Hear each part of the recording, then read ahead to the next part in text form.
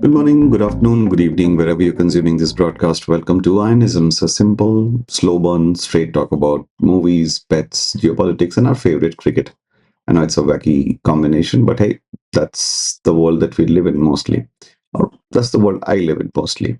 And so I resurface from time to time with one or two episodes intermittently every time something major happens, something that catches my attention. So bear with me. For those who follow Ionisms over the years, the idea is to give or share quality content and not just share something for the heck of sharing.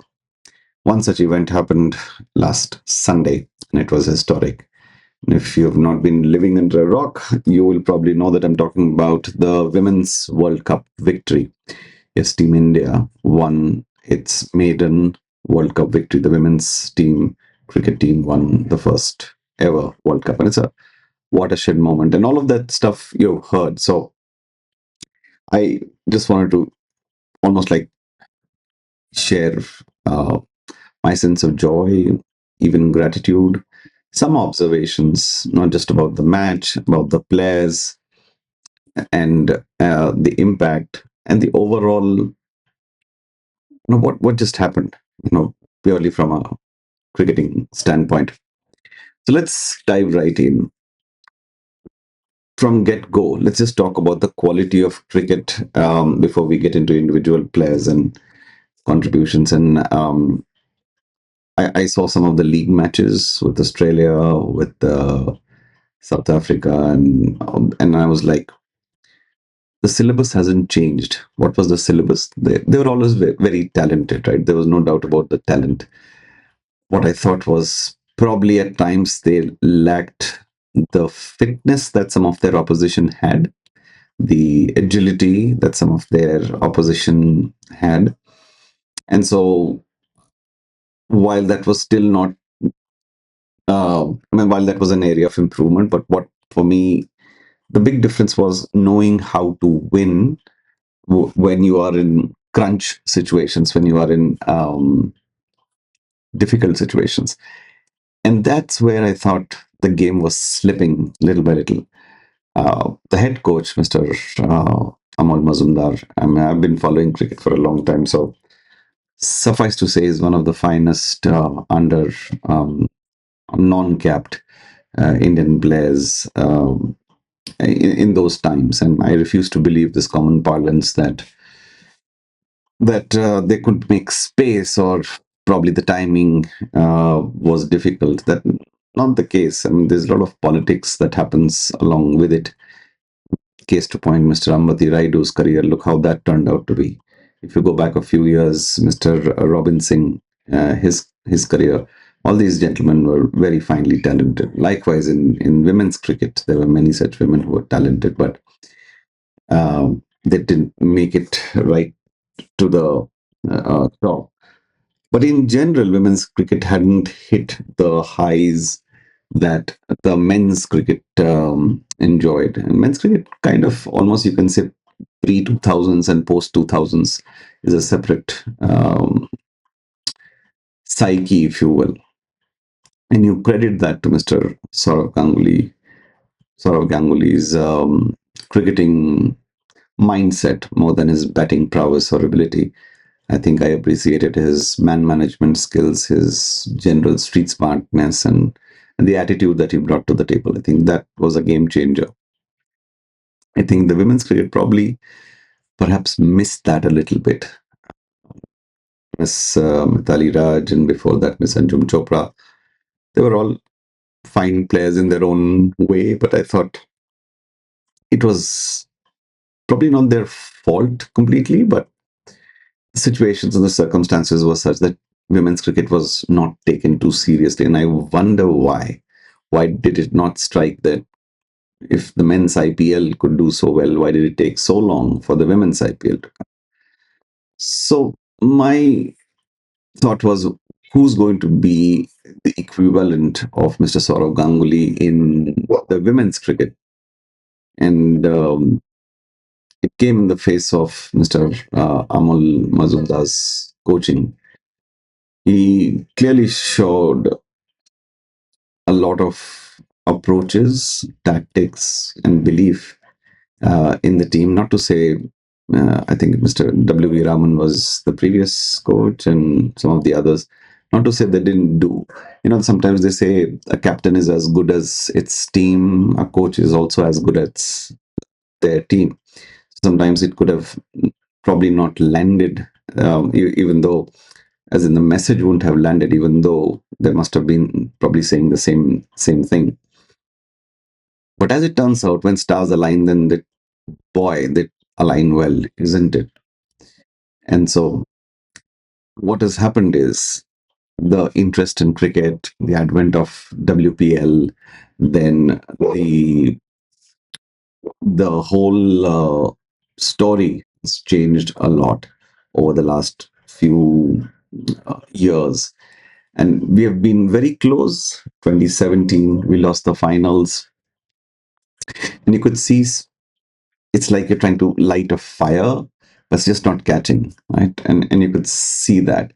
The game needs to be more tighter, if I may say so. Uh, and that probably in the last few years, we started to hit the straps. And so credit to the head coach first and the quality of play. So I saw in the league matches where these small slips was more of the mental ability rather than the actual physical ability. And that kind of changed, I think, the genius of the semi-final match. I don't know if people realize the gravity of that innings, like, against all odds. It's once in a lifetime. I don't know if Mr. Rodriguez will be able to repeat that kind of an innings again. It's one that you sit back and say, "Wow, where do I sign up?" Like, I had tears in my eyes. I was watching this at a local pub, and there were women, but there were more men, as is the case in this part of the world mostly. I could see men standing up and clap, and some also had tears in their eyes. Obviously, people get a little conscious, but I did see many a moist eyes. I think what people realized is that it's India playing, irrespective of gender. It's India. If you are the patriot and if you follow cricket, you, you do recognize that it's your country playing, and then you root for your country, right? And so that stood out to me. The gender did not matter at all, as it didn't. And some of this stuff never gets reported. We often get cited for misogyny, sexist comments, and so on and so forth.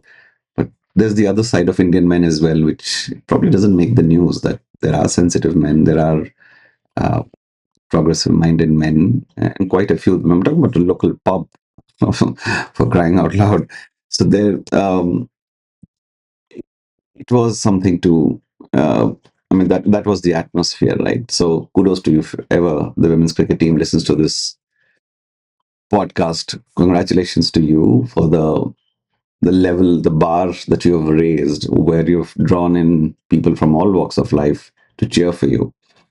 And so back to the semifinals, when that innings was underway, by the time it was the last hour or so, some of people joined a little earlier. I kind of, because I had work going on, I joined about an hour or so before the end, and I seen the start.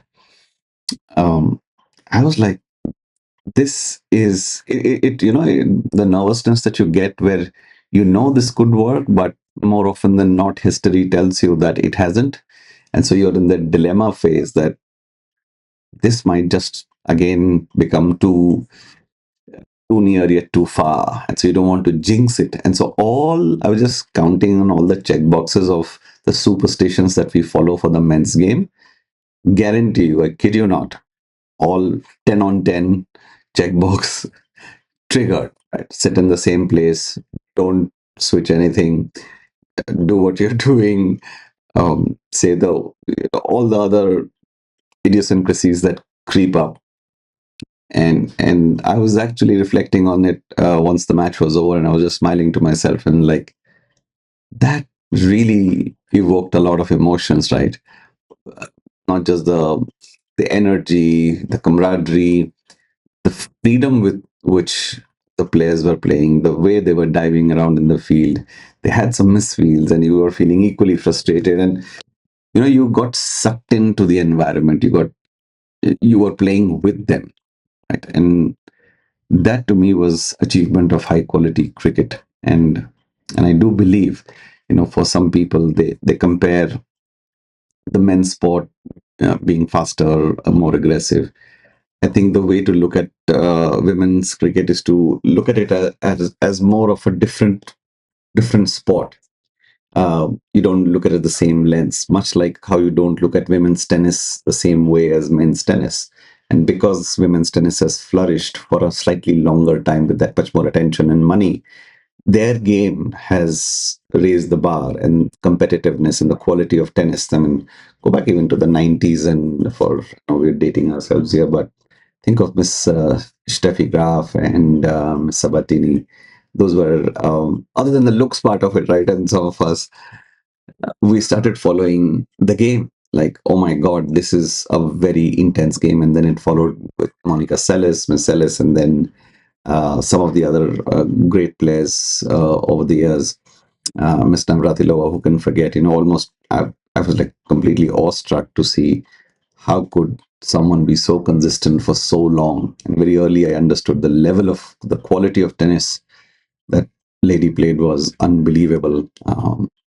And so the fact being, when that much attention, exposure, uh, money flowed into the sport, the competitiveness increased, the quality increased. The same thing will happen, is already happening with women's cricket in India. It's said to be a powerhouse. It should definitely trigger. And that's what everybody's saying. Like, the question is how, what steps need to be taken, and so on and so forth. That's the administrative part of it. Player's job was to get you the victory, get you the eyeballs, get pride going, check box, check box, check box. Now it's up. Yes, you can give the rewards and the cars, and it's like this bubble that dies down, and then it'll resurface when the next World Cup happens. That'd be a mistake. The good thing to do would be to keep the momentum alive while the attention is high, and that's for the administrators to very quickly figure out everything, pull out all stops to see how you can make those quick wins, like small time changes, and then think of the larger, bigger changes over a relatively shorter period of time. So clearly, for me, they should have called the final in the semifinals. That was kind of it.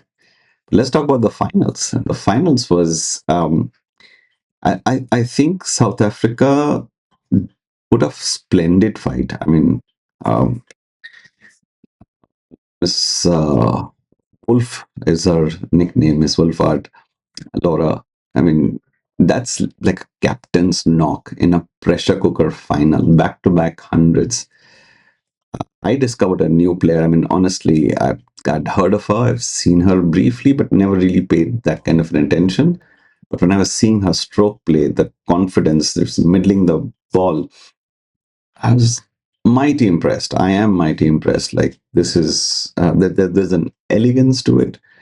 And I'll be the first one to say that I think South Africa controlled the match final for much of the duration of the game. It kind of also happened with the men's final last year, right? So they've been a quality side for a very long time. The men's and the women's team. It's the destiny quotient, the divine factor, the X factor that kicks in if South Africans are listening to this, if the Protea team is listening to this, the exact opposite will happen to you as well. There will be a time, and I know many of you will wish that, of saying, when will the rub of the green come our way? It will happen. Then you probably not have played your best cricket, but you'll end up winning the tournament. Stay the course, chin up, 100%. You won the hearts. You won the respect of the quality of cricket that you've showed and displayed.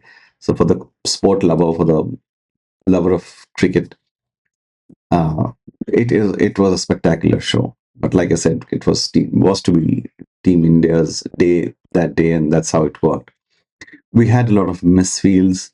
Um, we dropped a few catches, um, and I think we played a little too cautiously. This has reminded me of uh, the cautious T20 approach that we had prior to Mr. Rohit Sharma taking the pledge of not playing timid cricket. I think we were playing over cautious. I think Skipper Kaur played a very cautious innings within her self control. I don't want to get out. I don't want to get out.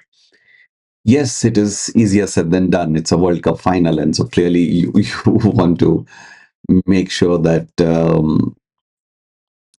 you don't get out. But you've also got to take leaf from how Miss Fulvar played. Unbelievable, right? Play with that freedom. Let the opposition know that you mean business. You're here because you have the stroke play. You have the even the aura and the personality. When you walk on the park, they know that there's a top quality player walking in the on the turf, and so make the most of it. I thought Skipper Kaur was a little too anxious, and when you have very close defeats, probably bound to happen. I don't blame her. But that could have been different. But what she lacked in the finals was made up by Miss Shefali Verma. Even Miss Mandana, I thought she did a decent job. She probably has to play a little longer innings.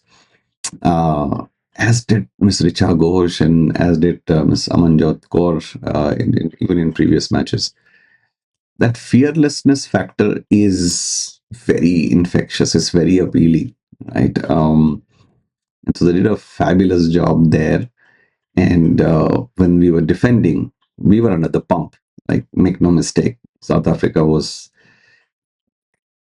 racing towards victory, and so when we were nearing very close, and we made those breakthroughs, and you get those uh, again rekindled hopes that we are going to pull this off. That's when the tension becomes really, really high. By the time Miss Scott took the final catch, that was like an Air Jordan moment, right? It'll be forever etched as that visual of Skipper taking the catch almost over her shoulders. Yeah, that'll be stuff of legends. It'll probably become a logo of our company sometime later in life. I don't know, but that is a lasting memory. And then, of course, what followed was absolutely spectacular. So that was about the quality of the match, the feeling, the emotion, and a little bit on the players as well.